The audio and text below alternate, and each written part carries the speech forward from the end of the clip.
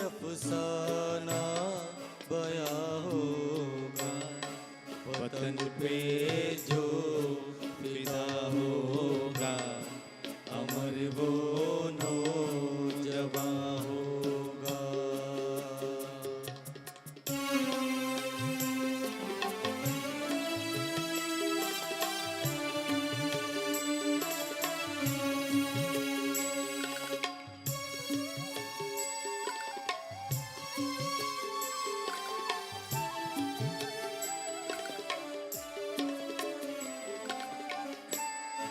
हिमालय कह रहा है इस वतन के नौजवानों से,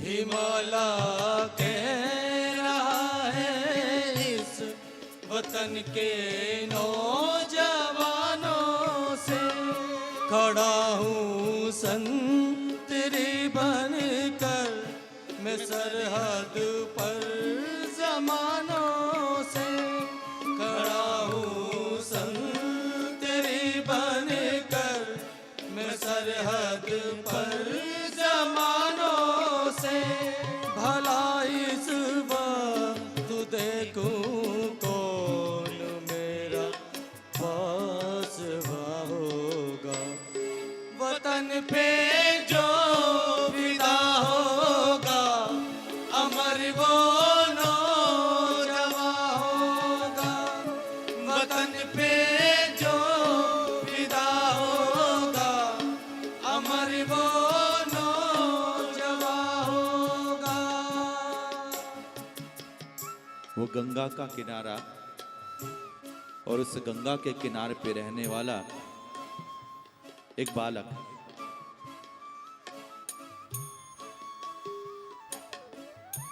पीठ पर इतने बैत पड़े कि कुछ महीने तक पीठ की बल पर सो नहीं सके। लगभग जितनी उम्र में राम जी ने ताड़का के वध के लिए प्रस्थान किया, लगभग उतनी उम्र। हर बार एक बैत पड़ता है तो भारत माता की जय बोलता है, गंगा माता की जय बोलता है। पूछा तेरा घर कहाँ है? कि सारा राष्ट्र मेरा घर है। कहां जाएगा तू? कि मैं कहीं पे भी रहता हूं, तू तो मुझे जेल ही लेके जाएगा। इतना निर्भय, इतना शौर्य हृदय के अंदर। जानते हैं उस बालक का नाम क्या है? चंद्रशेखर आजाद। आप देखें तो जनेऊ है गले के अंदर, कांधे मुझ जनेऊ साजे। आप फोटो देखें, जनेऊ। और एक निवेदन, गोरखपुर जेल के अंदर आज फांसी तय हो चुकी है और सुबह बैठकर रोशन लाहिड़ी यज्ञ कर रहे हैं, यज्ञ की आहुति दे रहे हैं, क्योंकि नित्य काम है। बाल गंगाधर तिलक जेल में रहे तो गीता पर टीका करी, तो कैसे हम राम अपने राष्ट्र को अलग कर सकते हैं? आज विडंबना कहते हैं, राम अलग राष्ट्र अलग। संस्कार भारती ने ये जो विषय रखा, ये बड़ा महत्वपूर्ण है, समय वर्तमान की आवश्यकता है और हर एक विद्यालय में ये विषय जाना चाहिए।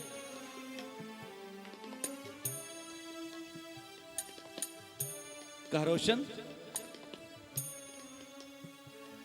आज मृत्यु शाम को फांसी के फंदे पे झूल जाओगे, डर लग रहा है। यज्ञ की आहुतियों को विश्राम दिया, यज्ञ की परिक्रमा कर कर नमन किया, यज्ञ की उस अग्नि को, उस घृत को अंगों पर लगाया और कहा मृत्यु से डर नहीं है। जिंदगी जिंदा दिली की जान है रोशन। क्या कहा रोशन लाहिड़ी ने? जिंदगी जिंदा दिली की जान है रोशन, वरना रोज कितने आए और फना होते हैं।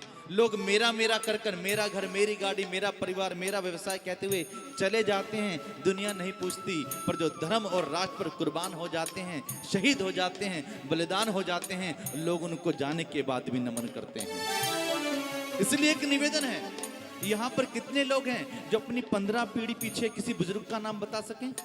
है कोई? हमारी पीढ़ी तो है ना, हमारे पिता, हमारे दादा के दादा, दादा के दादा, इस तरह से कोई 15वीं पीढ़ी पे तो हमारा कोई होगा ना, जिसको हम पर नाम नहीं जानते उनका। हम पर दादू दयाल, रसखान, मीराबाई, सहजोबाई, ज्ञानेश्वर, नामदेव, तुकाराम, इनको जानते हैं। चंद्रशेखर आजाद, भगत सिंह, राजगुरु, बक्टेश्वर दत्त, महाराणा प्रताप, छत्रपति शिवाजी, झांसी की लक्ष्मीबाई, इनके नामों को हम परिचित हैं क्योंकि इन्होंने हमारे लिए कुर्बानी दी है। इसलिए भैया, मेरा राम मेरा राष्ट्र कोई विशेष, ये भाव ही एक है, यही समन्वय है इस समय का, वर्तमान की मांग है। इसलिए नमन करना होगा मेरे राम को, और राम को नमन करेंगे तो राष्ट्र को नमन स्वतः हो जाएगा। सिपाही देते हैं आवाज माताओं को, बहनों को।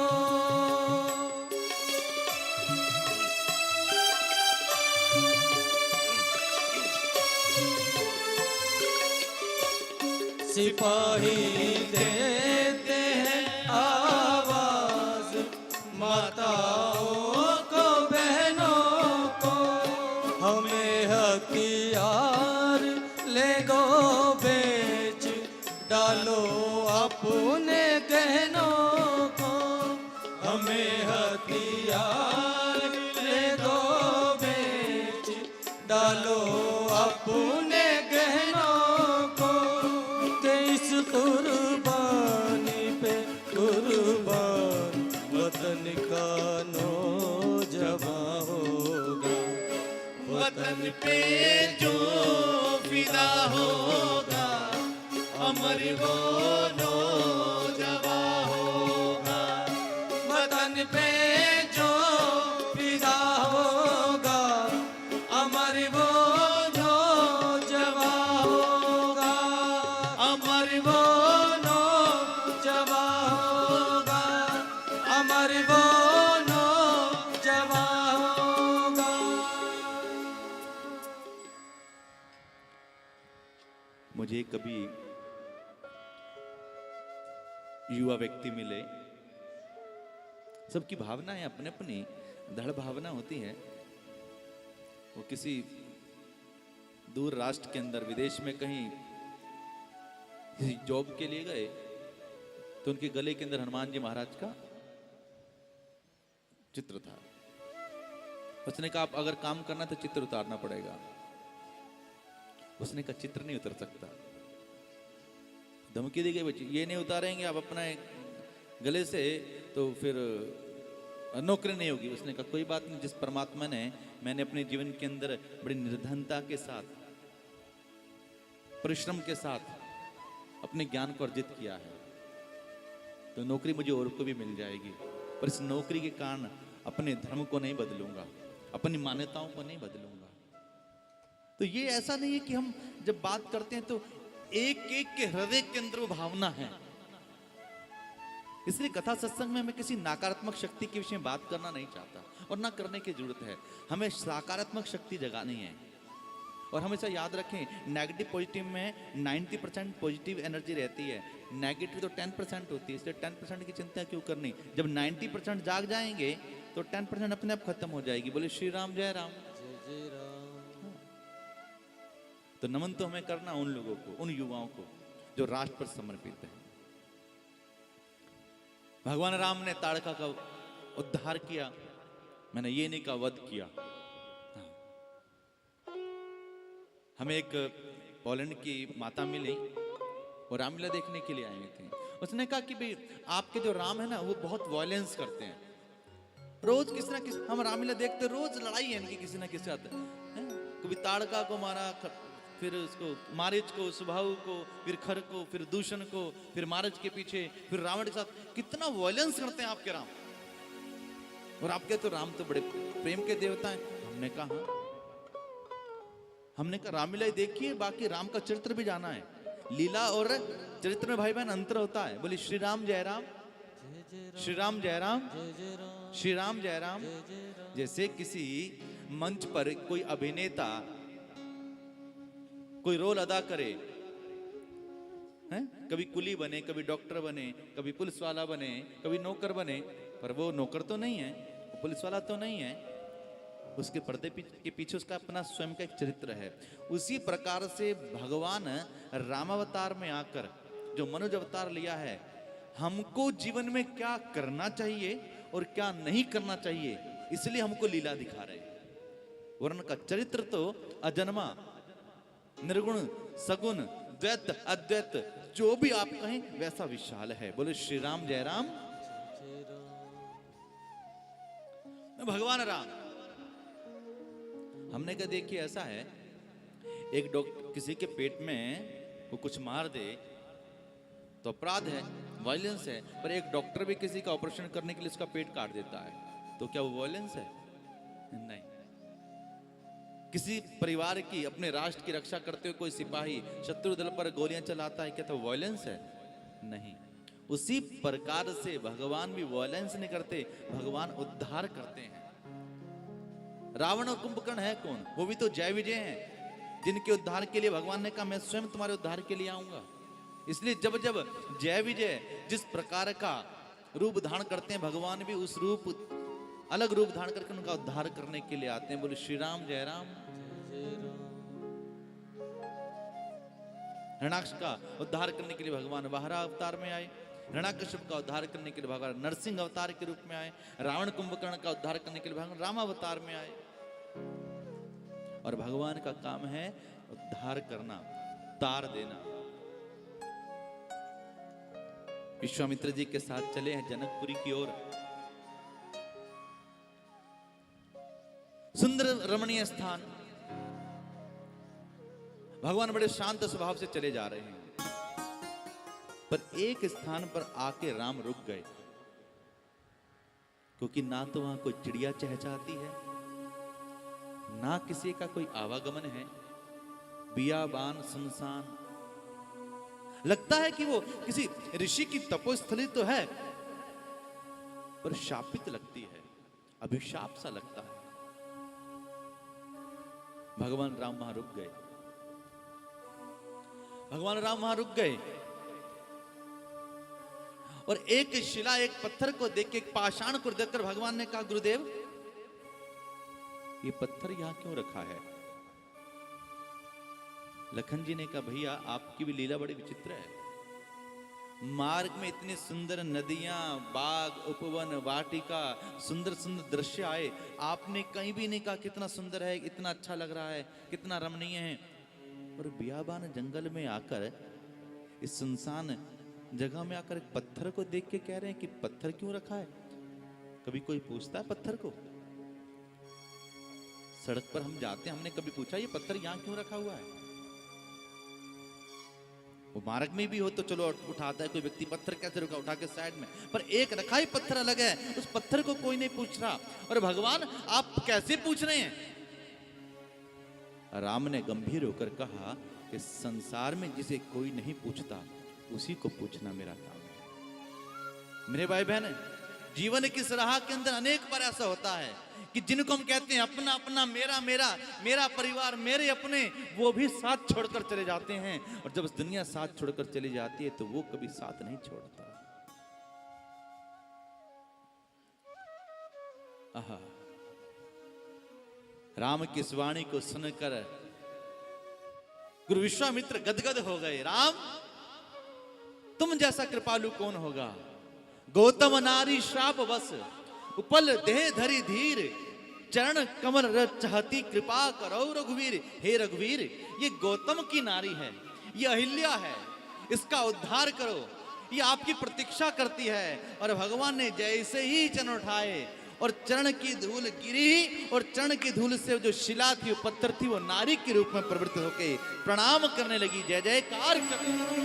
परसत पद पावन शोकल सावन, प्रकट भई तप पुंज सही।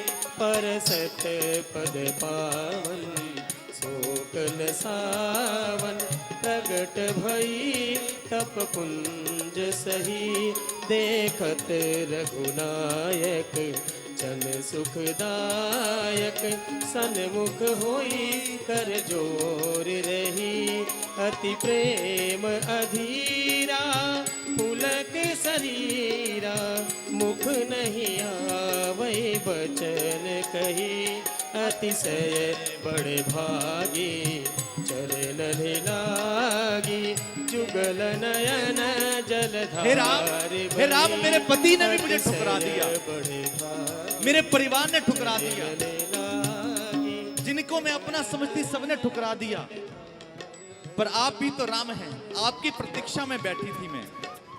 और एक निवेदन, संसार में ऐसा कौन व्यक्ति है जो गलती नहीं करता।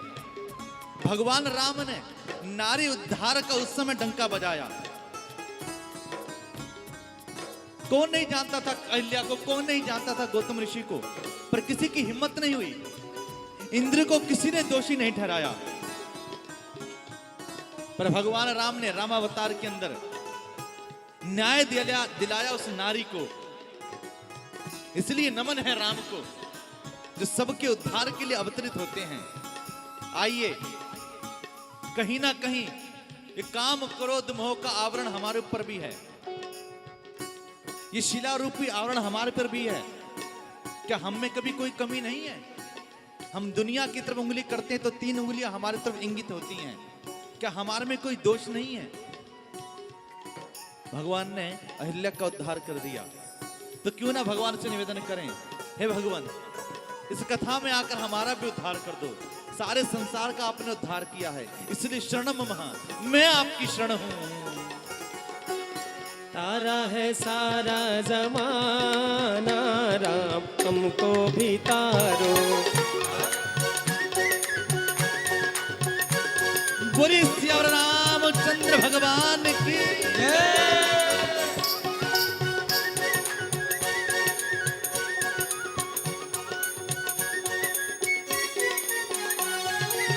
तारा है सारा जमाना राम हमको भी तारो।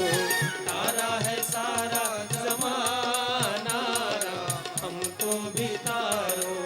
हमने सुना है तूने अहिल्या को तारा, हमने सुना है तूने अहिल्या को तारा। हमने सुना है तुमने अहिल्या को तारा, हमने सुना है तूने अहिल्या को तारा। चरणों का करके बहाना राम हमको भी तारो। चरणों का करके बहाना राम हमको भी तारो। तारा है सारा जमाना राम हमको भी तारो। तारा है सारा जमाना राम हमको भी तारो।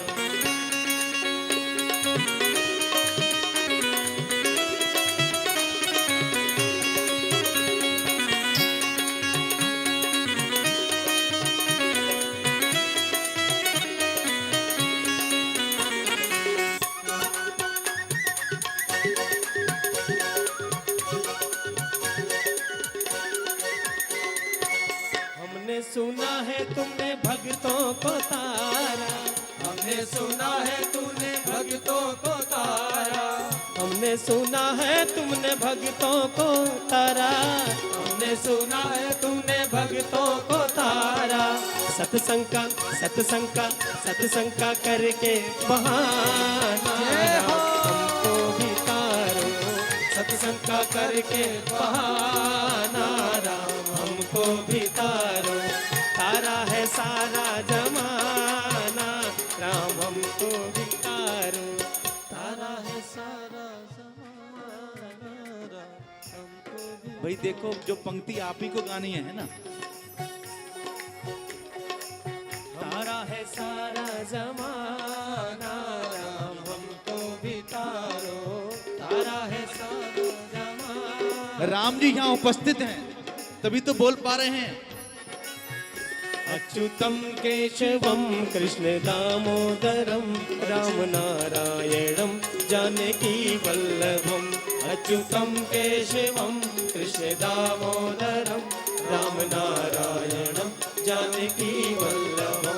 कौन कहते हैं भगवान आते नहीं, कौन कहते हैं भगवान आते नहीं, कौन कहते हैं भगवान आते नहीं, कौन कहते हैं भगवान आते नहीं।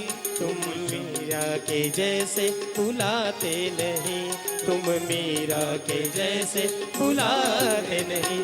अच्युतं केशवं कृष्ण दामोदरं, अच्युतं केशवं कृष्ण दामोदरं राम नारायणं जानकी वल्लभं, राम नारायणं जानकी वल्लभं। श्री राम जय राम जय जय राम, श्री राम जय राम जय जय राम, श्री राम जय राम जय जय राम, श्री राम जय राम जय जय राम, श्री राम जय राम जय जय राम, श्री राम जय राम जय जय राम, श्री राम जय राम जय जय राम, श्री राम जय राम जय जय राम, श्री राम जय राम जय जय राम, श्री राम जय राम जय जय राम, श्री राम जय राम जय जय राम, श्री राम जय राम जय जय राम। मेरे राम तेरे राम, मेरे राम तेरे राम, मेरे राम तेरे राम, मेरे राम तेरे राम। बोलो श्री राम जय राम जय जय राम, श्री राम जय राम जय जय राम, श्री राम जय राम जय जय राम। भगवान राम लखन को लेकर विश्वामित्र जी आगे बढ़े और जनकपुरी की सीमा में आए। जनक जी महाराज ने जैसे ही सुना कि गुरु विश्वामित्र जी आए हैं, तो सब मान मर्यादाएं छोड़कर तुरंत उनकी अगुवाई के लिए, उनके स्वागत के लिए आए। मेरे भाई बहन,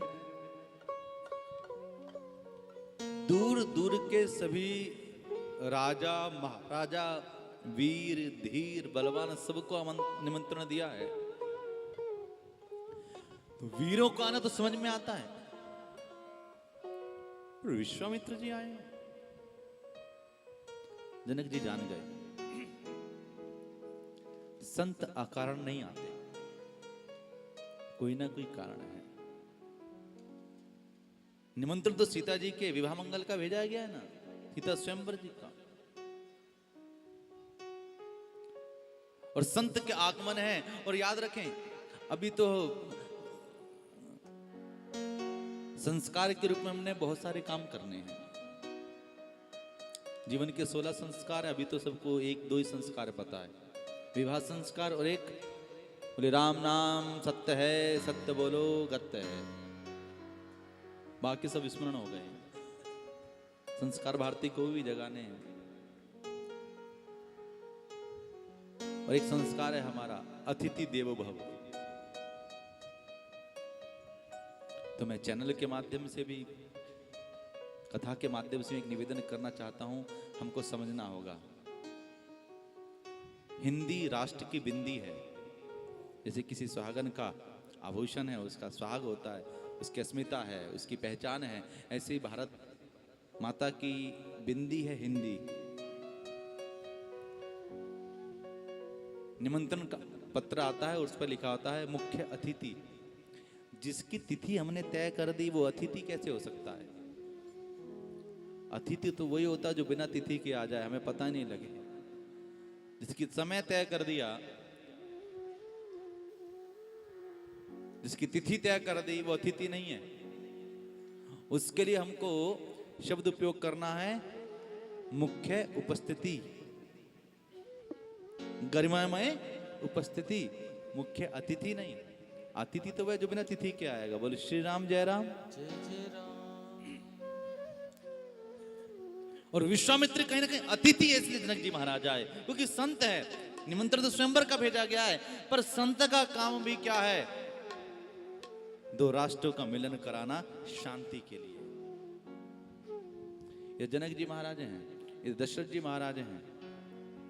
रावण ने इस आर्य संस्कृति से देवभूमि भारत पर अपना आधिपत्य जमाने के लिए कार्य प्रारंभ कर दिया है। जंगलों के अंदर, वनों के अंदर उनके दैत्य पहुंच चुके हैं। इसमें विश्वामित्र जी ने 2 राष्ट्रों की संधि कराई है। बोले श्री राम जय राम। जय जय राम। यद्यपि जनक जी विदेह कहलाते हैं, देह से अलग है, अपना